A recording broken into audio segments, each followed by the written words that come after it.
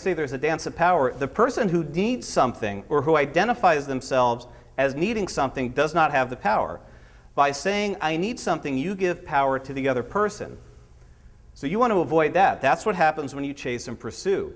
You want to put yourself in the opposite situation. When you identify yourself as someone who can fulfill a need, you have the power and you force the other person to be in the position of weakness or the position of not controlling that interaction. Because when you come in from the start with the position of being able to fulfill the needs or the wants of the other person, you have the power right from the start. You can then control that interaction through to the very end. And I like to say we do this ethically and with mutual respect, because the purpose of these interactions, whether it's in business life or otherwise, is a win-win situation. It needs to be mutually beneficial for everyone involved. Because what was happening internally is this inferiority complex builds, and it's like a vicious cycle. And the more it builds, the more our subcommunication is destroyed, and the more we're communicating weakness and failure and fear to the other person, and people get that gut level reaction that they just don't want to work with us.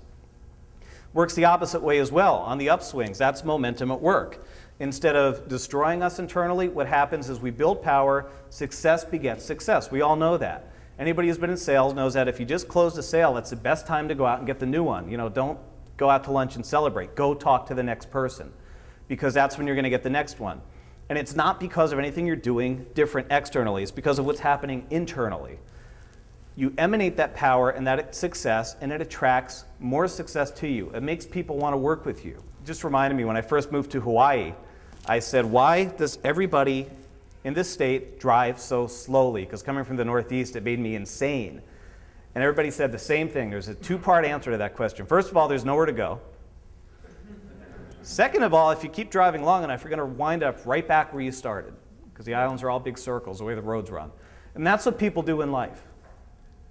They just keep going, and they feel like they're accomplishing something, and at the end of the day, they're tired and worn out, and they think they've done something. They just wind up right back where they started, just like driving around the big island of Hawaii. See, there is somewhere to go. That's the difference between the big island and life. There's somewhere to go. There's a lot of places to go. You can go anywhere you want. But in order to make that happen, you've got to not chase. You've got to stop being the dog chasing its tail. You've got to stop pandering and stop chasing approval and go somewhere. Go out in a straight line. Go straight up on that chart rather than going around in circles, wasting years of effort and winding right back where you started.